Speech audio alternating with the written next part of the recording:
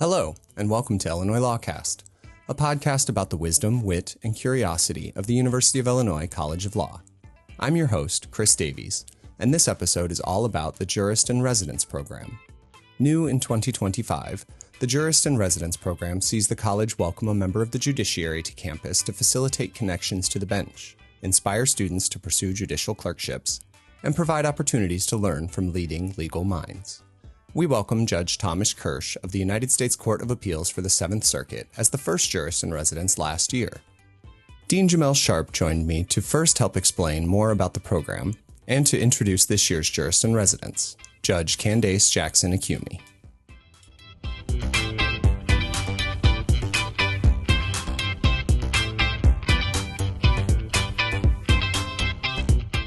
Dean Sharpe, thank you very much for joining me today. Oh, it's my pleasure. Happy to be here. Yeah, we're on year 2 of the Jurist in Residence program. Can you tell me a little bit about why you greenlit this, why you thought it was a good idea for the College of Law and what it brings to our community? Yeah, so I'm happy to do that. I would like to say that this was my sole brainchild and take all credit for myself, but I'd be telling fibs if I did that. This was a collective idea. There were several of us who thought that it would be a really good idea to bring our students closer to members of the judiciary. In many ways, senior members of our profession and judges in particular demonstrate to students what their future lives in the law can look like, what public service at a very high impactful level can look like. Helping students to kind of envision what the path forward for them might be and to think about that particular type of public service, it was important for us to be able to reify that by bringing judges into the building and by giving students a lot of opportunities to interact with them in a less structured, maybe less intimidating way. I mean, our first 2 jurists in residence are exceptionally impressive people, and they don't try to be intimidating, but you can understand, right, if you're a law student and you're saying, we have 2 Seventh Circuit judges coming down, right? It's kind of, can be a little... be a little intimidating for the students. But bringing them in the building, showing students what their future for them can look like, what public service can look like, giving them opportunities to see how judges think. We spend a lot of time reading cases of judicial opinions. Those are important, but they are dead letter. Being able to sit in the room with the person who is writing the thing that you study on a day-to-day basis helps to show students the care, how they weigh the competing considerations, right? How they employ the legal training that they have received, how they bring their prior professional experience to bear in resolving disputes and interpreting the law, right? In shaping important aspects of what we understand legal rules to be and how they're applied. And so on the student side, we thought that there were a lot of clear benefits to bringing the judges in proximity over a multi-day visitorship for students. But then there are also benefits for the judges themselves, especially at the appellate level. It's not limited to the appellate level, but a lot of it is academic in its nature, right, in the day-to-day. And giving them an opportunity to extract themselves from the hustle and bustle of judging on a day-to-day basis, to come to an academic environment where they can interact with students, younger members of the profession, where they could take a step back and perhaps, think more deeply, be in conversation with many of the ideas that they grapple with in their day-to-day responsibilities as judges, to get to know the wonderful community that we have here at the college. We are an outstanding law school, but it might be that many of the judges who we invite back wouldn't have an opportunity to get to know us, but for things like the Jurist in Residence program. And so the way that we have structured it is to be beneficial both, to the students and to the judges, right, in multiple ways. And it was a collective effort, right, among many of us here at the college, and not just me. You mentioned the students and the judges, but there's a benefit to you and your other faculty members as well, right? Yeah, I think so. Again, we have to teach a lot of what the judges produce. And so it is always interesting to us as teachers and as researchers to kind of be able to pull the curtain back and to say, it was like, well, what were you really saying in that dissent? You seemed pretty impassioned in what you were saying. Like, what was the impetus behind that? What were the considerations? What led you to separate yourself from the majority? You wrote the majority opinion in this case. What were the compromises? What were the debates that led to the collective document, right? That is any majority opinion. Where do you see the shape of the law going? What do your dockets look like these days? What do you think we should be imparting to our students about the shape of the law, about professionalism, about practice, right? There are a lot of ways that interacting directly with judges can inform the work that we do, both as scholars and as teachers, in ways that, we wouldn't normally be able to do, information that we wouldn't normally have access to, insight that we wouldn't necessarily be able to benefit from. And this program makes all of that possible. Is there anything you can think of kind of on the spot here that Judge Kirsch brought that has carried over since he was here last spring? Well, I know that a lot of students, they appreciated two things about Judge Kirsch, which just goes to show, what a wonderful visit he had. One, if I can term it this way, was his humanness, his accessibility, right? He is somebody, obviously, who's had an exceptional career of public service in multiple venues. Being able to share those experiences with the students in a way that they could appreciate and understand, and again, kind of see themselves in some sense pursuing, be inspired by that was really, really wonderful. And the other thing is, I think a lot of students who took his public corruption class really enjoyed some of the stories that came out of that class and his experience, holding power to account and making sure, that other public servants, abided by the law and upheld the highest standards of legality and decency. And so, a lot of the feedback that we got from, on Judge Kirsch's visit, really the students appreciated the time that he took and how much he invested himself in the visit. And so, it was really wonderful to hear. I'm really glad that he was able to spend the time with us. Yeah. And you have a pretty interesting connection to our Jurist in Residence this year. Is that correct? Yeah, I do. Judge Jackson-Akiwumi and I were law school classmates. She was just Candace Jackson then, right? Now, and I hope she doesn't mind me saying this, now she's fancy. But no less, the wonderful human being that she was when she was a 1L and I was a 3L. And, and she is fond of sharing this. So I'm not telling tales out of school. I was her boss in law school because I was the Barbary head rep. And she was one of the 1Ls that I hired. And so we would spend a lot of time talking when we're tabling in the cafeteria at law school. And so, we go a long way back. And I mean, it was clear even then, her, intelligence, right? Just sheer intellectual firepower was obvious. Yeah. But, one of the things that, distinguished her was her warmth and how much she just genuinely cares about people and what happens to them. It's one of the things that, frankly, made me hire her. It's like, wow, you'll be a great person when our classmates come up wanting to know what bar course they should take, right? There's a warm, smiling face, right, to greet them, right, and to answer their questions in a way that is honest, and forthright. So, it's just great to see everything that she has done. I can't imagine a person who more richly deserves the honor of being on the U.S. Court of Appeals. And, more importantly, I feel very, very lucky that we are able to have somebody with her intelligence and her warmth and her values serving us in that capacity. It really, enhances, the quality of, these services and the function of the judicial branch to have people like Judge Jackson-Awikumi in that position. We're very lucky to have her there.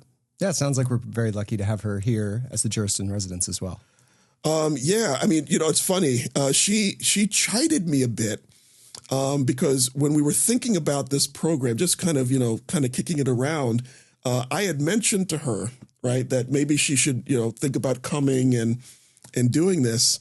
And then, we had Judge Kirsch come through. And then when I extended the invitation to her to be the second, she said, well, I thought I was going to be the first. And I was like, well, I'm sorry. It's like, I thought that your schedule wouldn't have allowed you to come last year, but I'm here now, right? I'm happy. We're happy to have you now. I'm just kidding a little bit. So far, she had her first couple of days here. She'll be coming back next week. Mm-hmm. And I think that the students, the staff, and the faculty have seen what I know about her, how smart she is, how much she cares, how she models all of the best traits of somebody who is legally trained and is dedicated to living their life in the law. I look forward to having her come back next week and continue her class and do all of the events. We have her fully employed. And so she has numerous events that she's scheduled to attend, where she's going to be our guest of honor. And, so far, so good. But yeah, like I said, the folks are seeing the things that, I saw, back in the early aughts when we were in law school together. It's just, it's always wonderful to see somebody that talented and that they haven't changed, right? They attain all sorts of professional success and accolades, and all of those things are richly deserved. But at the core, and this is true if you're a lawyer, and I think it's doubly true of a judge, you have to care about people, and you have to want to do well by them. You have to want to serve them. And she exhibits all of the best traits, again, of, the person who is exceptionally talented, very well, very highly skilled in the law, but hasn't lost touch with the humanity and its centers, her approach to judging, and before that to being a federal public defender and lawyering. And so, yeah, it's really wonderful for all of us to benefit from that. And I really appreciate her taking the time to come down here and do it. Excellent. I appreciate you taking the time to talk to me as well. And thank you again. Oh, it's my pleasure.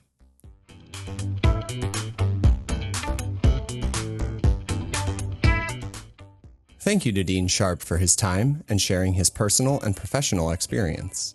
My next guest is the college's 2026 Jurist in Residence, Judge Candace Jackson-Awikumi.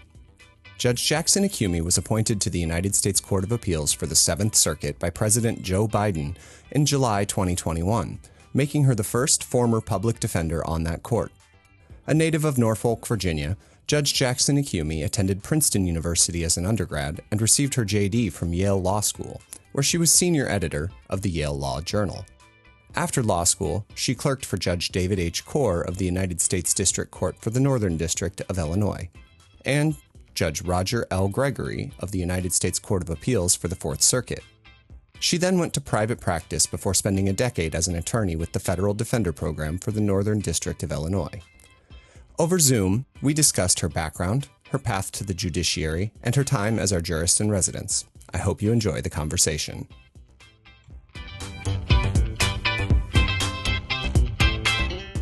Judge Jackson-Akiwumi, thank you very much for joining me today. Thank you. Glad to be here. Well, I obviously want to talk about your time as the jurist in residence, but I want to get to know you a little bit as well. Let's go back to your the beginning of your career, and what attracted you to the law and made you want to get a law degree? I grew up in a home that was very focused on service, on faith, on public events. I remember every night at dinner, PBS NewsHour was playing in the background, and to this day, it's my favorite news show. And all of that influence, I think unconsciously worked on it. My parents were both public servants. They were both lawyers. And so I found myself at the end of college thinking I was going to head toward a career in international affairs or diplomacy or something like that. And I just, in the end, naturally gravitated toward applying to law school. I didn't know what I wanted to do at that point. I knew I wanted to do something involving rights, whether it was civil rights or international human rights, which also would have combined some of the international affairs and policy work I had done in college. That would have been a natural fit. So I didn't know exactly what I wanted to do, but I knew I wanted to use this very versatile degree to help other people. And is that how you got into being a public defender? Not at all.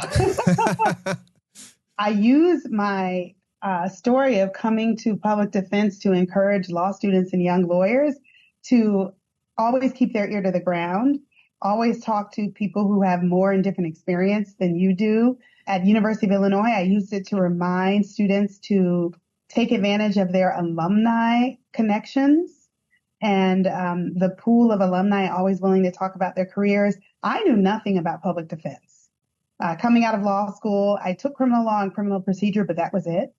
I didn't take any clinics in public defense, indigent defense. As I said, I knew I wanted to do something to help people's rights. But beyond that, I mean, there's a big wide world out there of how you can be a public interest lawyer. So after I finished clerking, I still didn't have a very defined idea of what I wanted to do. I clerked at the trial court level, the federal trial court level, and at the federal appellate level. And then I went to a large corporate law firm to get some experience and pay off my loans. And when I got near the end of my time there, I paid off my loans by the third year mark, just before 3 years. And so I began applying for lots of different public interest jobs. At the same time, I used to have breakfast every week with a group of Yale Law School alumni who lived in Chicago. We were just friendly. We spanned a number of years. I want to say about 6 or 7 graduation years. And we just enjoyed each other's company. It was in that group that I met 2 lawyers who worked as federal public defenders. And I realized that I enjoy hearing them talk about their jobs. At breakfast, we would talk about anything and everything, but especially our legal careers. And that's what glued me into that kind of job, had a lot of what I was looking for. The ability to protect people's rights, to stand with a client, have direct client advocacy. At the law firm, we represented a lot of corporations and institutions. I was ready for some direct client work beyond my pro bono, which offered plenty of that. But I wanted to do it on a day-to-day basis. I appreciated the opportunity at that particular federal defender office where they worked to advocate both in trial court and the appellate court, just like I enjoyed both of my clerkships. I hadn't decided yet whether I wanted to be a trial lawyer or an appellate lawyer. And at that office, I would have been able to do both. So I applied. And by the time I applied, both those lawyers had moved on in their careers and no longer worked at that office. But their experiences were formative for me and are what introduced me to the idea of being a federal public defender. And that's how I got to that job. Turned out it was the best job I didn't even know about before I got it, and that I loved. And I learned something new all the time in that job, in addition to satisfying my goal of doing the type of service I envisioned. That's excellent. And you mentioned you had your clerkships as well, which would have given you more experience with the judiciary. How did becoming a judge factor into your career path? Was it something that you kind of thought about down the road, or was it more of a surprise to you to be in this position?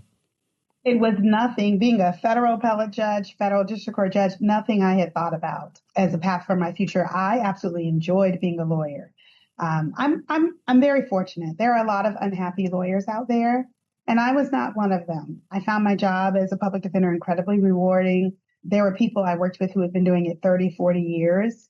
And even when I thought about moving on, we eventually, at the end of my time at the federal defender, relocated to Washington, D.C. for my husband's job.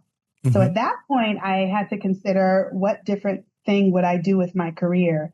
And I searched and found a wonderful boutique litigation firm that would have allowed me to continue being a litigator, continue doing trial and appellate work, but now with the new added challenge of marrying both civil and criminal work. The civil work I had done early in my career at the firm, the criminal work I had been doing the past 10 years.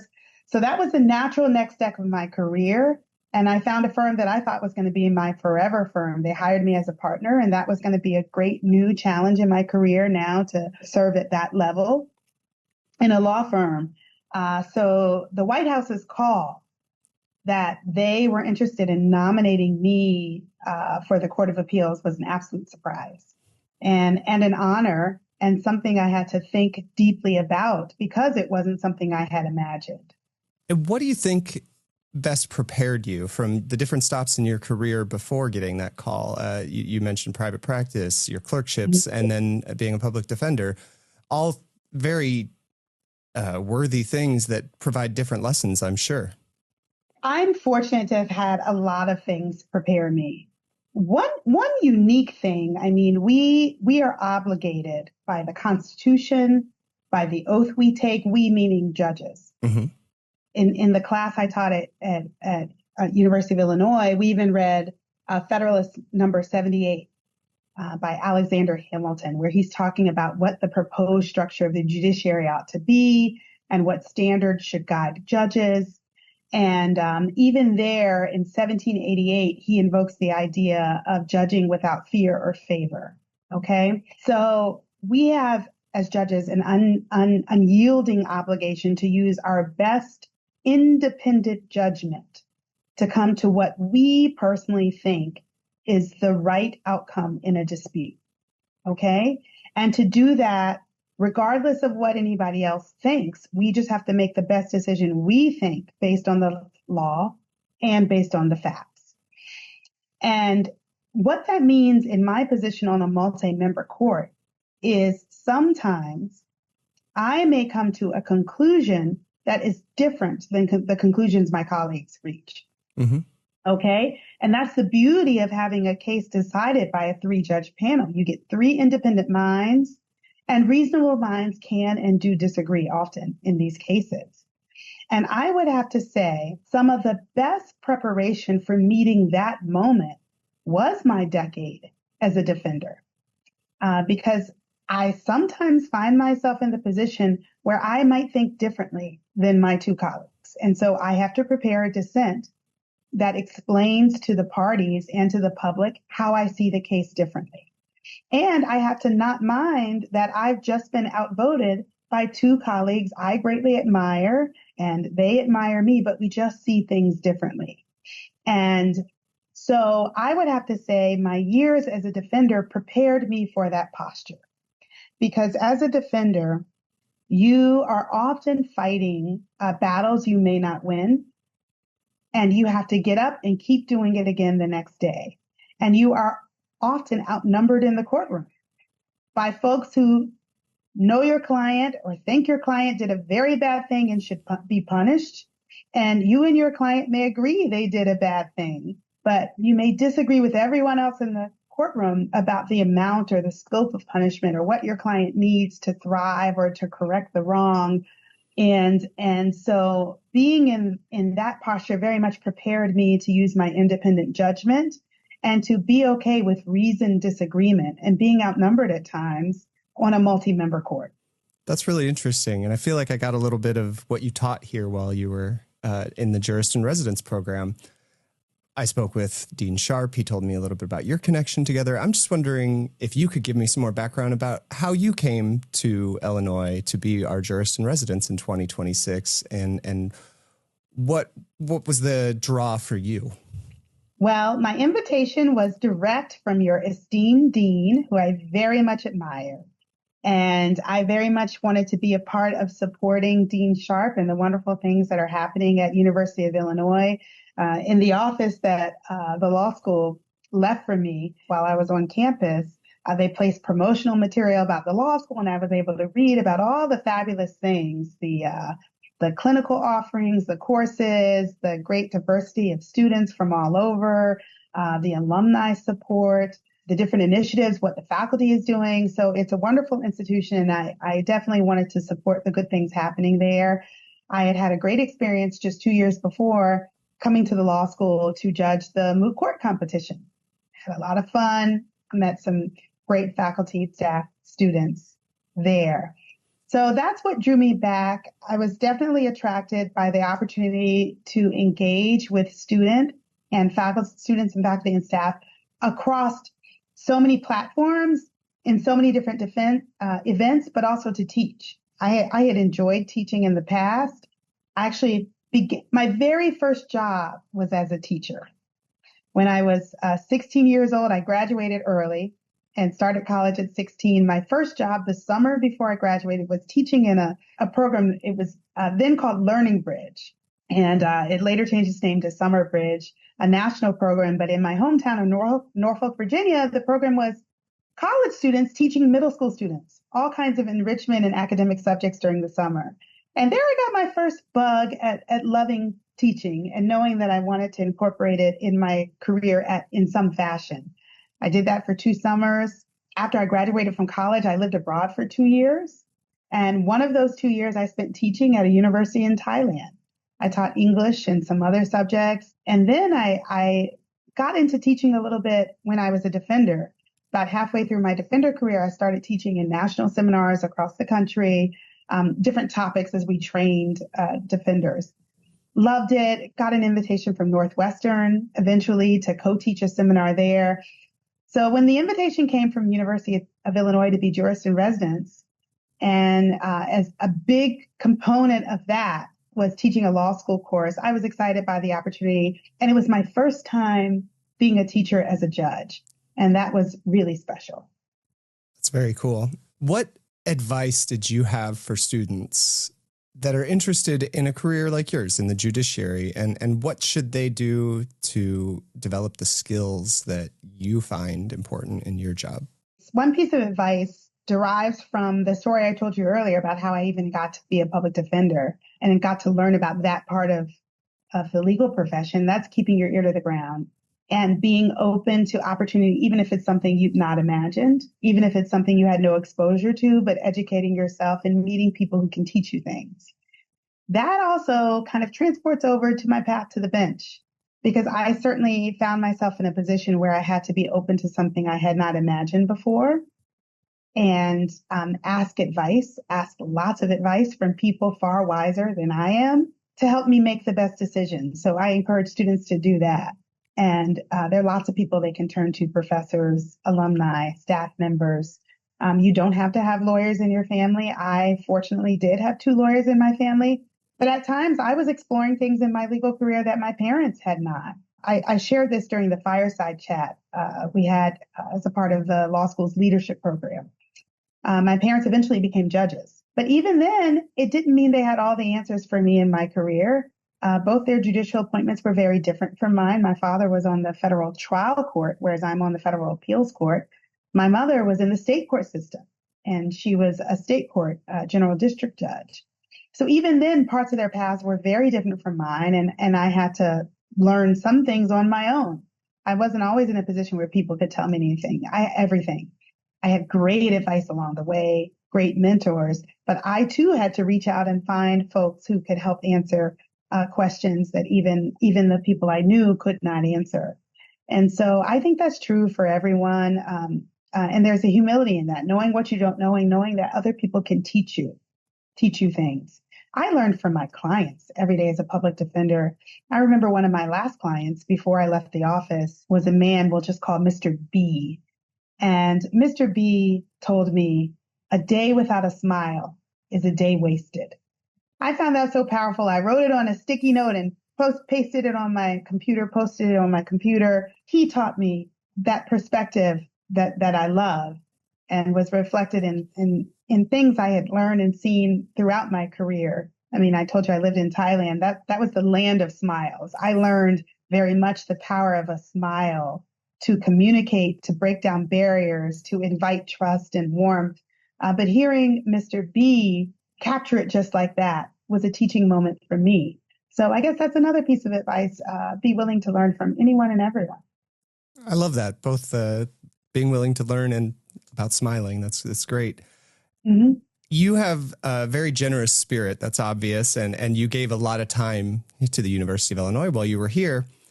What did you enjoy most in your time here at the class, your fireside chat, meeting with BALSA students? What was the best part for you? That is a very tough question.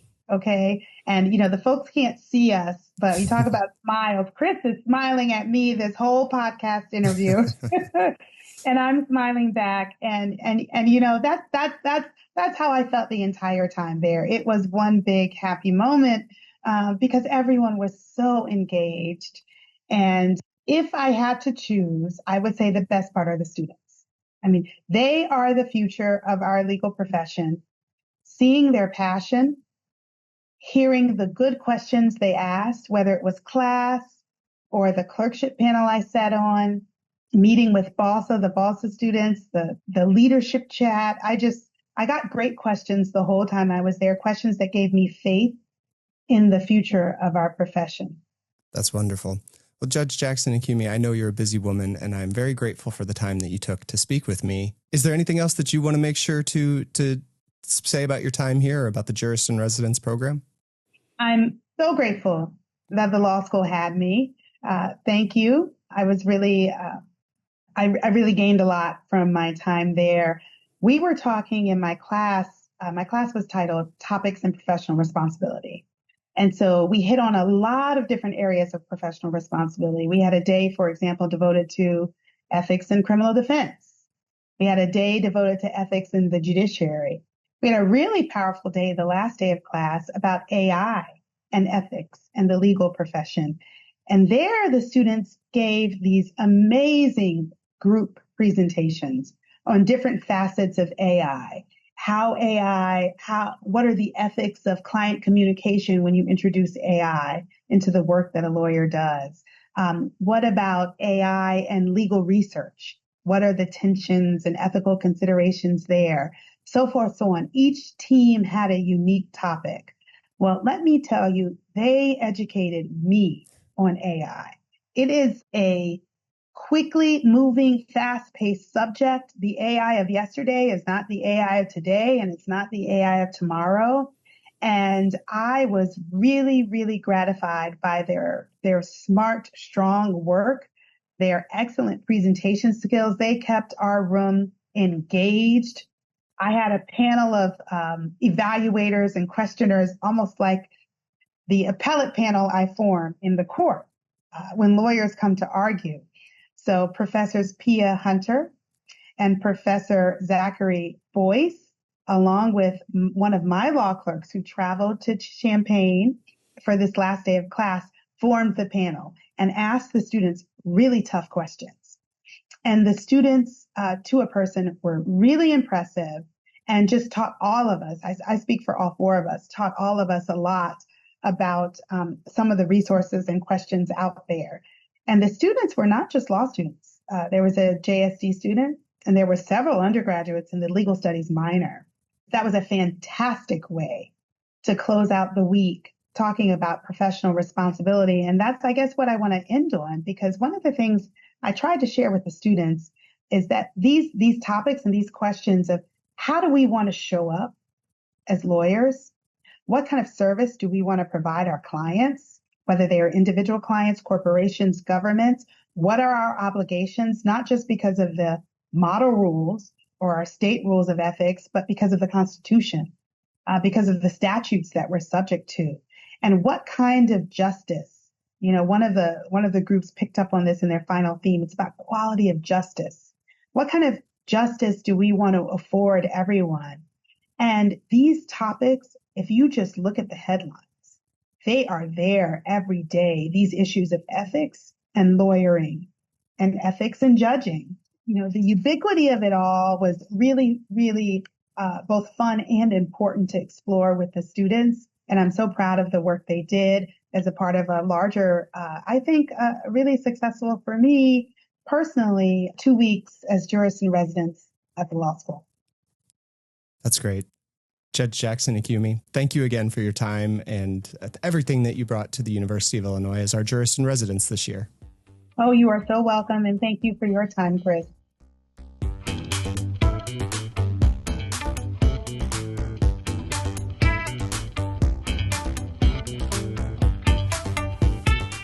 Thank you, once again, to Judge Jackson-Akiwumi and Dean Jamelle Sharpe for their time and graciousness. Thank you as well to all of you listening for making the Illinois LawCast part of your day. If you have any comments or suggestions, please email us at podcast@law.illinois.edu. Illinois LawCast is available on Spotify, Apple, YouTube, or wherever you find your podcasts. This episode was recorded, mixed, and edited by me, Chris Davies. Special thanks to Kelly Moss for our album art and other graphics, and Krista Getke for her help in the editing process. Until next time, thanks again for listening to the Illinois LawCast.